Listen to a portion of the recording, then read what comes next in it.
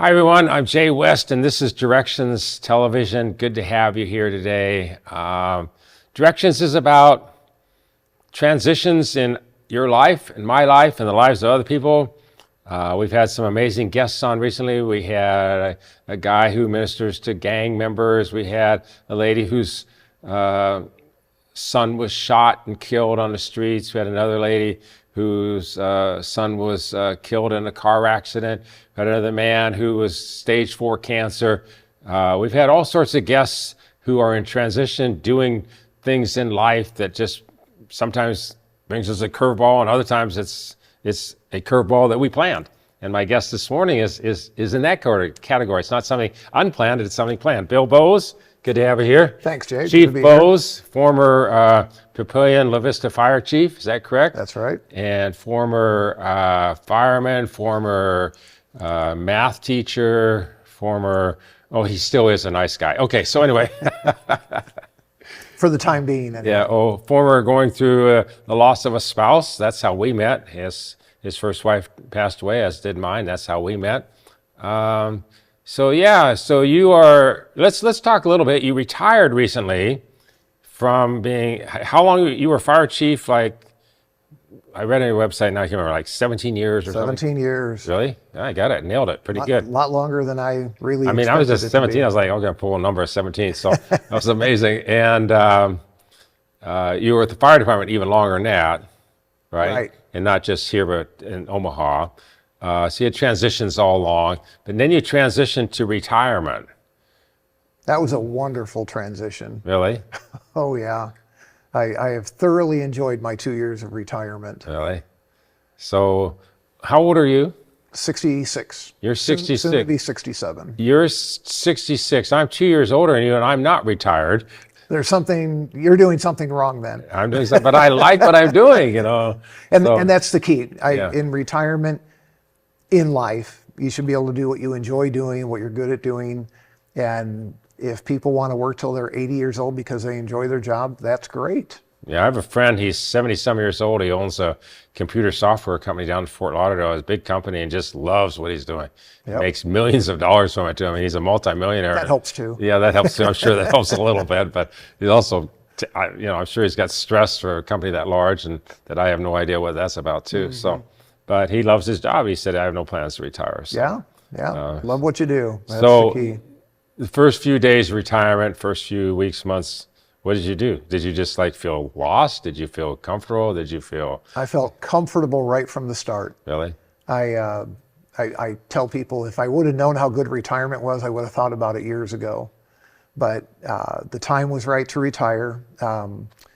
Probably 2 or 3 years before I retired, I asked a lot of people, how did you know when it was a good time for you to retire? And there were varying answers, but the common theme was, one day I just knew. And I thought, well, it sounds kind of strange, but okay, if that's how it is. And sure enough, we were visiting Julie's son down in Columbia, Missouri in church on a Sunday morning, and it just hit me. Spring of 23, 22, 23. 24. Do I hear 25? Yeah. 26. Hey, who will give me 27? No. So I kind of sat on that for a while, and after a couple months, it sounded pretty reasonable. The timing with work seemed to be good. And so in the spring of 23, I retired and didn't have any trouble blending into retirement. Julie would keep asking me, are you doing okay? I'm doing great. Several people said, you look a lot more relaxed. Well, I didn't feel like I was stressed at work anyway, but there must have been something that showed. So I was ready for retirement. Although you went back a couple of times. You went back and helped interview for the new... Oh, sure. replacement team, I love so- being in touch. Okay. But the day-to-day work of the job, I didn't know it at the time, but I was ready. And retirement has been terrific. Did a lot of work around the house. I love piddling around the house. I'm really good at that. Helping neighbors and friends and family. I used to paint houses way back when I was teaching, and continued that just for myself. But I ended up painting my house, my in-laws' house, the inside of my daughter's house. So, We need some paint at our house. no, I'm available. So, it's interesting because my last show was just me talking. It's about being kind to other people and offering service that I can do that others can't do, and so on, And so you were kind of doing kindness, sharing kindness with others. I've realized over a period of time that I'm just made to serve. I enjoy serving people in whatever way I can, which has kind of led to this next step. Which is Running for the legislature. Not something I ever had any ambition for, but God is definitely leading me down that path. And why wouldn't I want to follow his let's leading? back up a little bit. So you've had lots of transitions in the last 5 or 6 years. There have been. So your first wife, Debbie, passed away suddenly. Mm-hmm. I mean, she gives you a kiss in the morning and She's gone by noon. she's gone by noon. So that was just like catastrophic, devastating. And there's not enough words to describe that process. Then going through grief. I don't know where you met Julie, but met Julie along the way and started dating her. And then you get married to Julie. And then there's transition of blending families because you both have families and stuff. And finding a church, all those kinds of things. In the process, then you're thinking about, and you bought a house. Right. So moves are one of the major stress factors.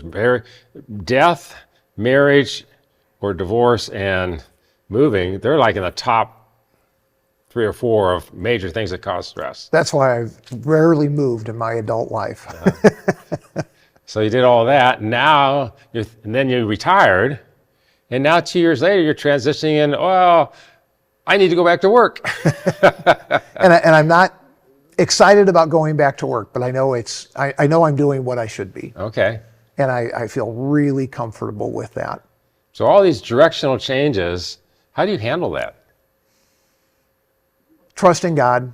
I have a great relationship with God, and I trust His direction in my life. And as long as I'm not willingly disobeying that direction, I feel like I'm in a pretty good place. Mm-hmm. And this, like I said, this wasn't anything I anticipated, anything I looked forward to, no ambitions for political office, but really looking back, because hindsight is always so good, this has been pretty much about a 10-year journey in getting to this point. Now, if you'd asked me 10 years ago, would I be here today? No idea. I would say, I think you're pretty crazy. Right. But God, I've learned that God often leads me gently and doesn't spring things on me by surprise.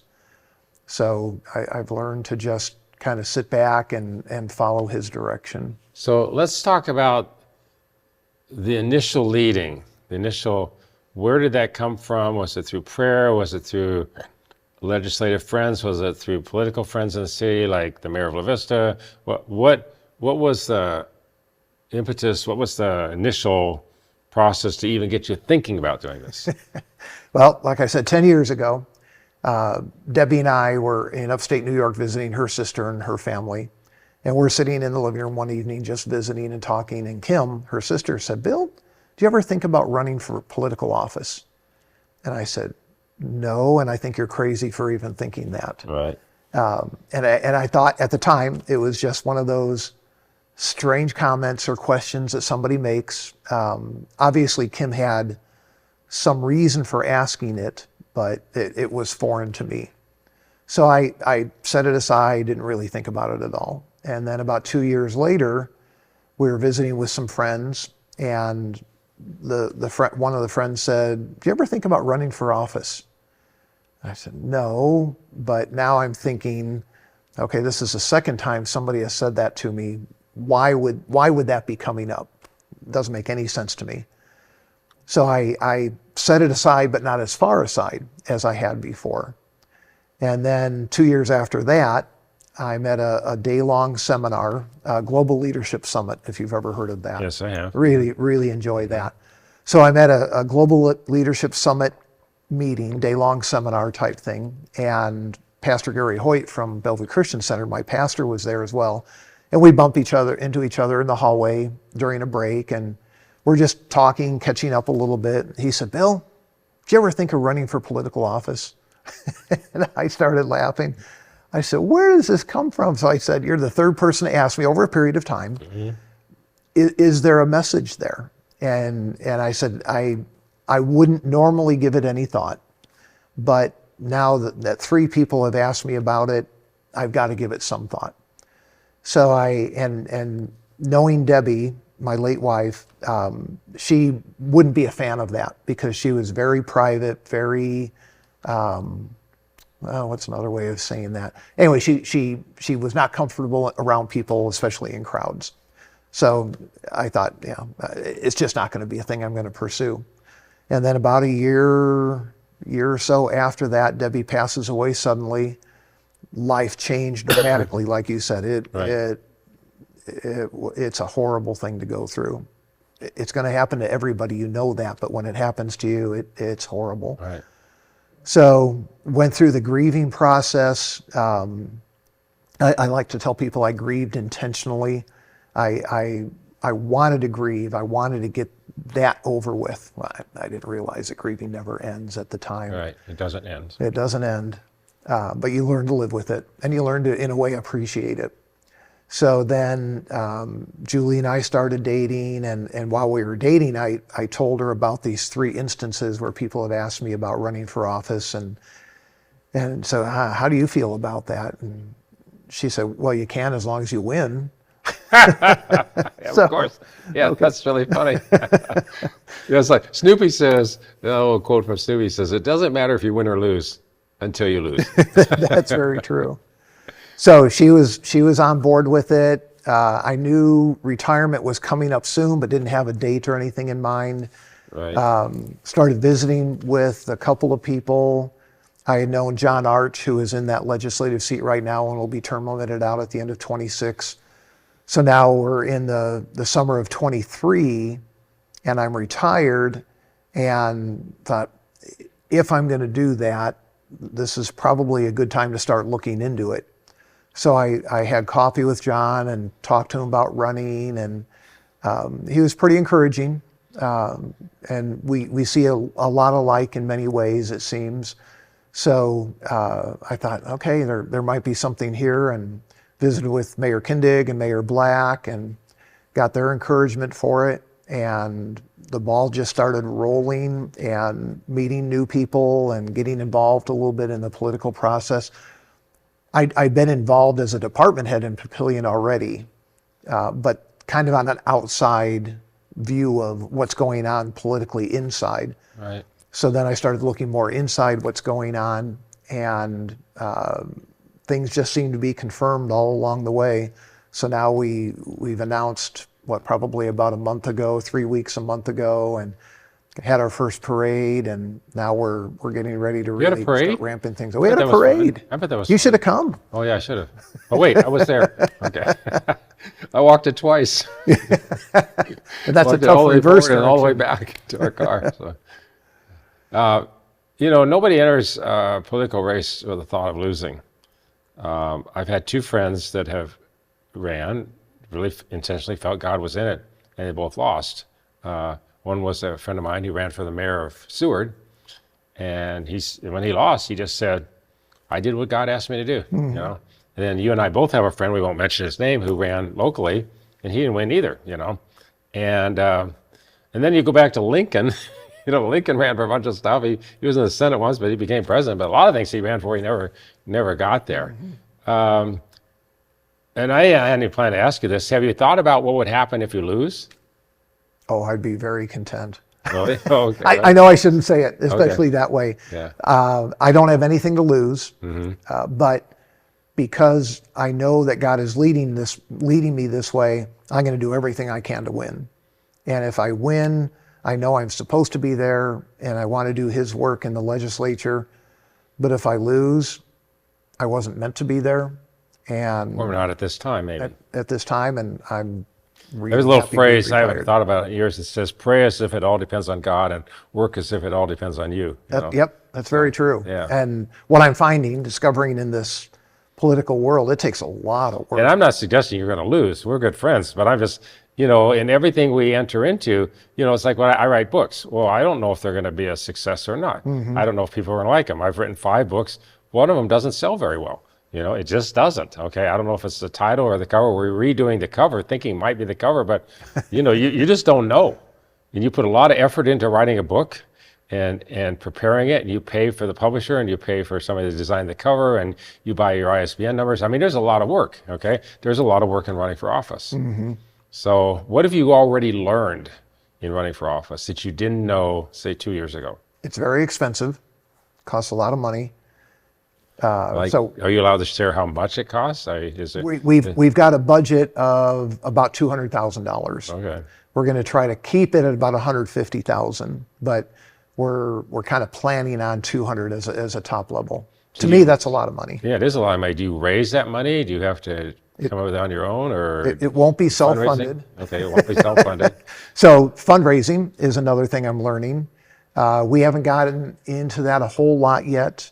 I'm anticipating this summer there will be a lot of work in that regard. I have a U.S. congressional friend, and several of them, and he shared with me. He said, "One thing I hate is the fundraising.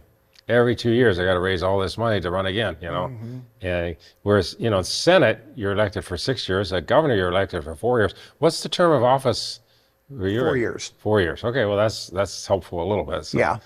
It just seems Congress for 2 years. You got to do it every 2 years. It's just like, who would want to run for Congress? just on that fact alone. Yeah. Just on that one little fact, every 2 years you got to do this again. And by nature, I'm an introvert. I'm not good at asking people for things at all, much less money. That's a big one. So that's going to be a challenge for me. I'm going to have to grow in that area. So the expense of it, the raising the money for it, the amount of time it's going to take. Do you have to hire somebody to help you raise the money? That's kind of optional. Do you have a campaign manager? Do you have to? I have a campaign consultant. Is the term that they prefer. Okay. The consultant is not a fundraiser, but because campaign consultants generally know lots of people, they know who to talk to raise the funds. So that's what mine will do. He'll introduce me to people, and in fact, he'll teach me how to ask people for money. And I'm amazed at how many people are out there that have money that are willing to donate it for causes. Right. It's again something there is money out there for lots and lots of things. There is. Yeah, there is. So the fundraising, the time involved on knocking on doors, this fall will be really the start of that. When's the election? When's the primary? The primary is next May, so May of 26. Then the general election is November of 26. Okay, so it's a long ways away. It is, and it's fascinating that you have to start a year and a half ahead of the general election just to get things going, get your name out there. Publicity is a huge thing. Right. So it's a whole new world for me. Right. And I've had lots of political leaders on this show. And the previous show they had called Caring Community, and a lot of them have shared the same things you have. Are you experiencing any stress at all? I don't really get stressed. If my life philosophy really is, if something's going on that I have no control over, I'm not going to worry about it. If I have something going on that I can control, I'll do my best to control it, and hopefully my best is good enough. Yeah, yeah. And you've got God. Oh, that's a big one. Yeah. And you've got your wife and your family and friends like us and tons of other friends that, So I've got a lot of support. So you walked in the parade. Walked in the La Vista Days parade on Saturday. You're used to driving in the parade. I know. I really miss driving a fire truck in the parade. It was easy because I've done 2 parades with you. I got the first one was much nicer riding in a fire truck than walking with you. So yeah, driving a fire truck, I drive to the fire station, I get the fire truck, drive to the start of the parade, drive to the end, drive back to the fire station. It's easy as can be. Yeah. Walking is a little bit different. It takes a little bit of time. The nice thing about the La Vista parade is it's mostly downhill. There's just one little uphill that you have to do.